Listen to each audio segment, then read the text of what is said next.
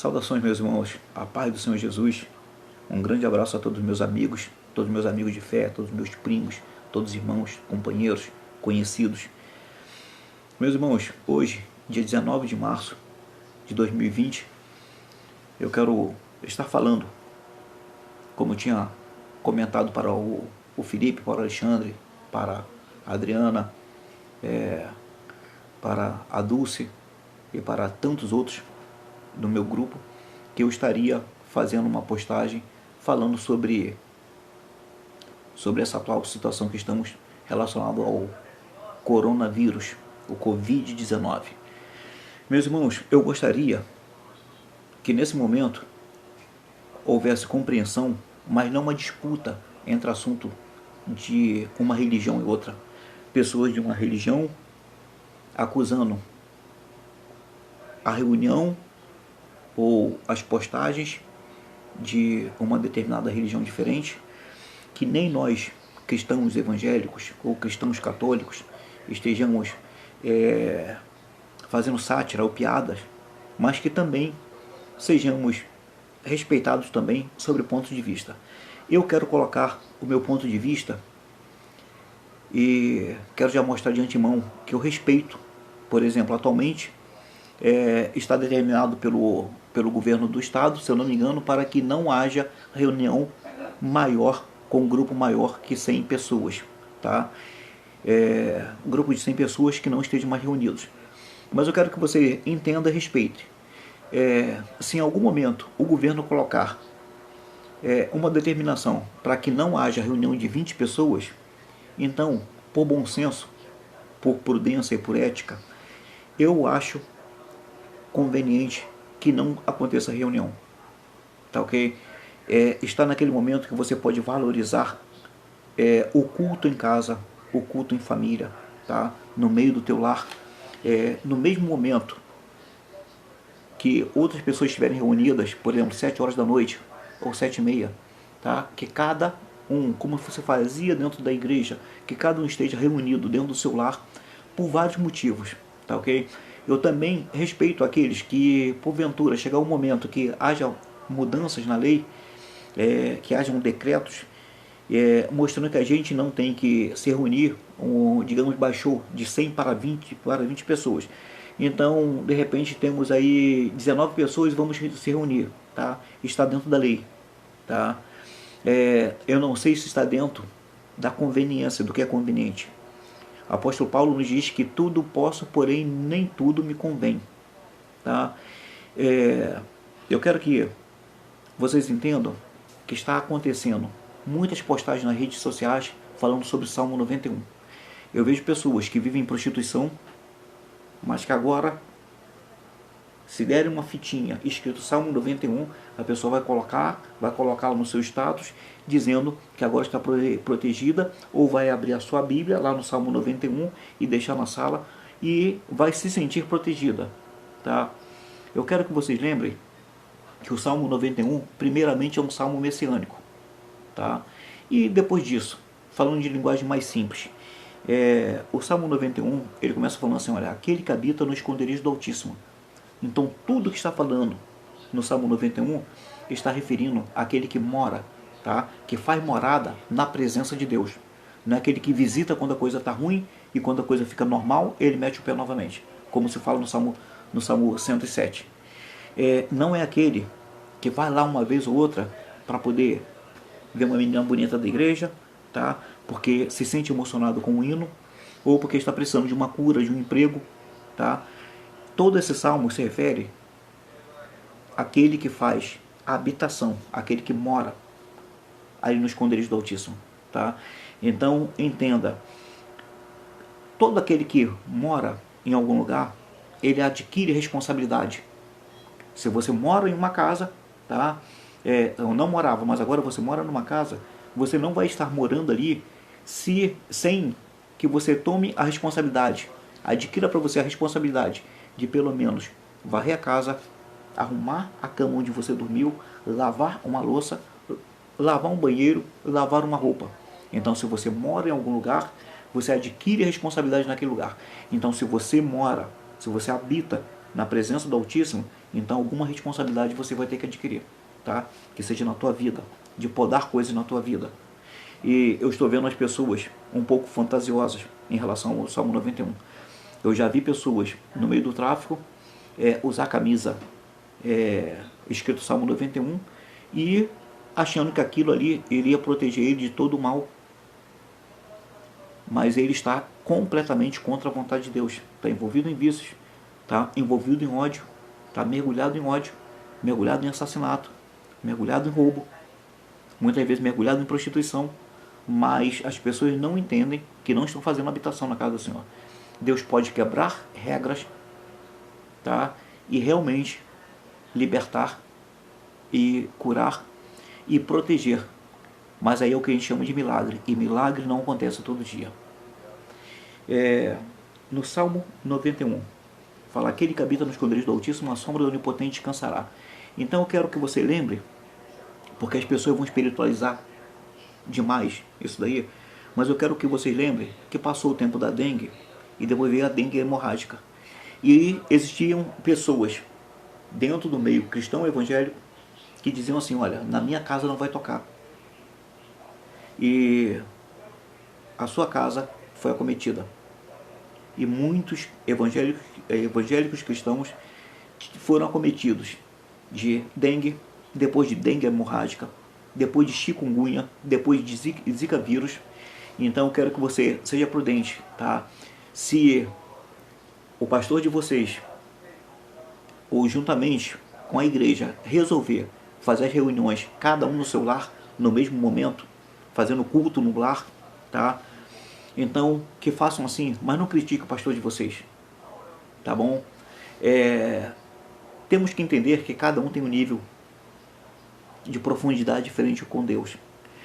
De repente, um tem estrutura para poder passar por essa praga, sem ser tocado, mas outros não. Olha quantos novos convertidos, quantas pessoas que estão mais de 20 anos no Evangelho e não conseguiram entender a plenitude do Evangelho, porque como fala no livro de Gálatas capítulo 5, tá? A pessoa ainda é envolvida com obras de prostituição, obras da carne, obras de prostituição, bebedice ou bebedeira, rancor, ódio, porfia, emulações, dissensões, tá? Aquelas contendas, brigas, não abre mão de ódio, brigou com o primo, com o irmão, com o tio, com o empregado, com o patrão, e cultiva esse ódio, usa muita força e muito poder de odiar as pessoas, não perdoa,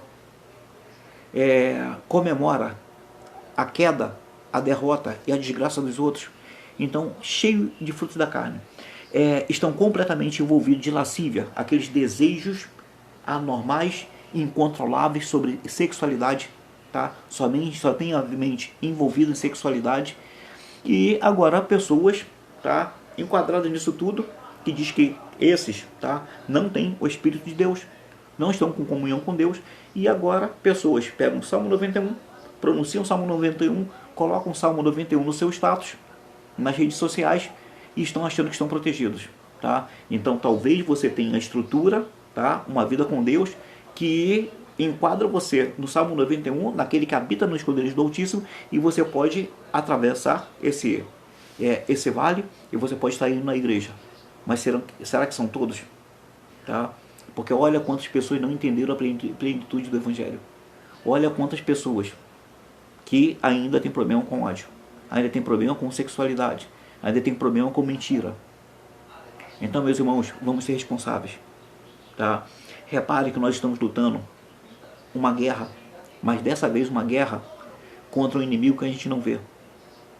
Ele não aparece, sabe, de AK na nossa frente, de granada, de bazuca, como nas outras guerras. Mas reparem, as fronteiras foram fechadas, não somente fronteiras dos países, fronteiras de municípios, de estados e municípios estão fechando dentro do Brasil. Então, pelo amor de Deus, tá?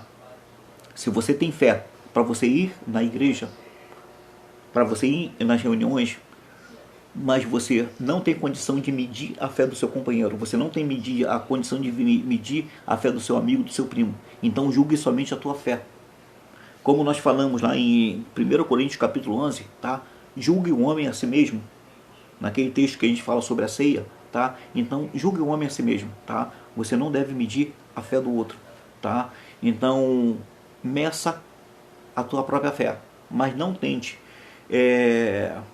encorajar outra pessoa a tomar a mesma atitude que você, porque você não sabe medir a fé da outra pessoa. E se a outra pessoa ela for ferida no meio dessa guerra, tá? Você vai ter participação em relação a isso. Essa guerra eu estive pesquisando hoje no site do Yahoo, tá? Se você entrar ainda no site do Yahoo, você vai ver que a cada 3 minutos e meio na Itália, hoje, dia 19 de março de 2020, está morrendo a cada 3 minutos e meio o tempo de cantar uma música, tá? A cada música que canta, o tempo de cada música que canta, está morrendo um paciente, está morrendo uma pessoa, tá? Sem contar com as novas infecções. Então, precisamos ser responsáveis. Eu, particularmente, eu aconselho que os cultos estejam sendo feitos agora em casa, cada um tem a sua casa, a sua própria família, tá? Que seja feito, tá, através de redes sociais, como a gente já faz há tanto tempo, a gente já transmite há tanto tempo, tá? Que seja, por exemplo, marcado relógio de oração no mesmo horário, você na sua casa e outros em outras casas, cada um no mesmo horário comece a cantar e orar junto, tá?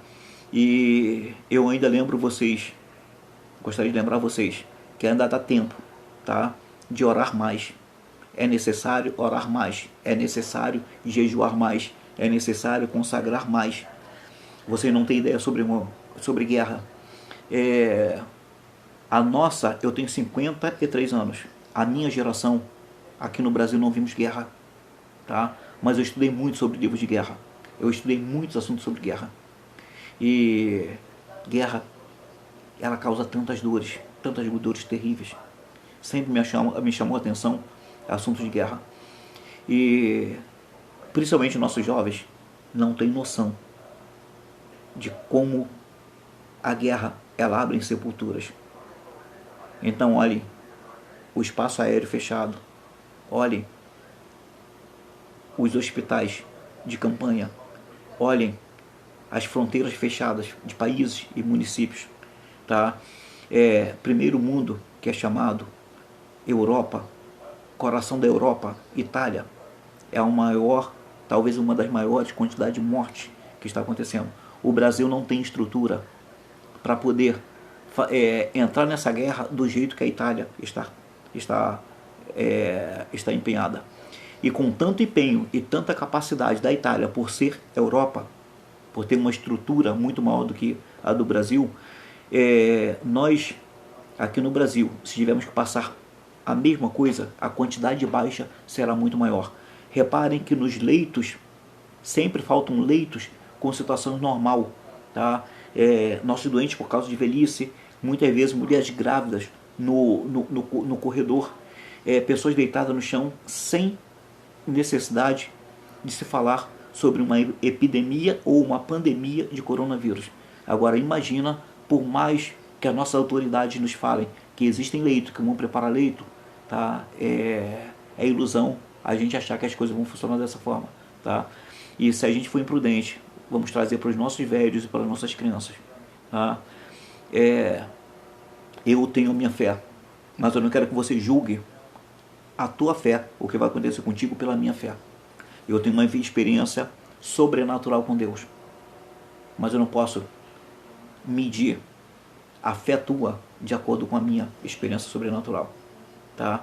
Eu vou entrar em mais assunto em relação a esse, mas eu vou estar ficando por aqui, mas eu quero lembrar que no Salmo 27, vou falar rapidinho sobre o Salmo 27, que fala assim, olha, o Senhor é a minha luz e a minha salvação, a quem temerei? O Senhor é a força da minha vida, a quem recearei? Quando os meus adversários, meus inimigos, se levantarem contra mim para comer as minhas carnes, tropeçarão e cairão todos. Ainda que um exército acampasse ao meu redor, eu não temeria. Ainda que a guerra se levantasse contra mim, nele, ou seja, no Senhor, eu confiaria. Uma coisa pedirei ao Senhor e a buscarei, que eu possa habitar na casa do Senhor todos os dias da minha vida, para contemplar a beleza, a formosura do seu rosto e inquirir no seu templo. Porque no dia da adversidade o Senhor me acolherá no seu pavilhão. Opa, no dia da adversidade, tá? Mas o que falou antes é que eu possa, uma coisa pedirei ao Senhor e a buscarei, que eu possa habitar na casa do Senhor. Como fala no Salmo 91, aquele que habita no esconderijo do Altíssimo, tá? Eu estou falando sobre habitação, não estou falando sobre situação ocasional, tá? Você tem certeza de que você habita na presença do Senhor? Quando precisa de um emprego, quando precisa de uma cura, quando tem alguém entrando no hospital, tá, dilacerado no meio de um acidente, então você passa ocasionalmente fazer uma visita diante da presença do Senhor, tá? Se você tem certeza que você tem habitado na presença do Senhor, e se você já tem experiência de cura sobrenatural, tá, com Deus, então você pode arriscar muitas coisas, tá? Mas eu vou te falar uma coisa: se no histórico próximo de você, você já viu pessoas com o mesmo padrão de fé e de intimidade com Deus que você tem, ter sido tocado pelos Zika vírus, pela dengue hemorrágica, por todas essas outras, chikungunya, tá? Então, eu não te aconselho a ficar apostando, sabe, na sua própria testa, dizendo que aquele que habita no esconderijo do Altíssimo, a sombra do Onipotente descansará, e cairão 1000 ao seu lado e 10.000 à sua direita, e você está sendo imprudente, tá bom? Então, vamos ter fé sim, mas vamos usar prudência, tá ok?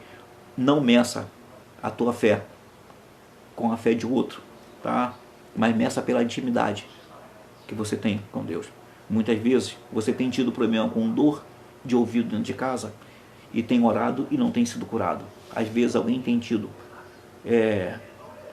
problema de coluna dentro de casa, problema de estômago dentro de casa, e você tem orado e não tem sido curado, tá? Então meça a tua estrutura, tá? Glória a Deus. Meus irmãos, o Senhor Jeová dos Exércitos vos abençoe, vos guarde em nome de Jesus. Que a face do Senhor possa resplandecer sobre a tua vida. E que a paz inabalável do Senhor Deus, possa estar sobre a vida de vocês, de cada um de vocês, tá ok? Vamos prosseguir em buscar a presença do Senhor. Vamos prosseguir em buscar habitar na presença do Senhor. Como o salmista disse, uma coisa pedirei ao Senhor e a buscarei, que eu faça morada na casa do Senhor todos os dias da minha vida, para contemplar a formosura do seu rosto e inquirir no seu templo. Vamos buscar o Senhor, vamos fazer morada diante da face do Senhor, tá bom? A paz do Senhor Jesus.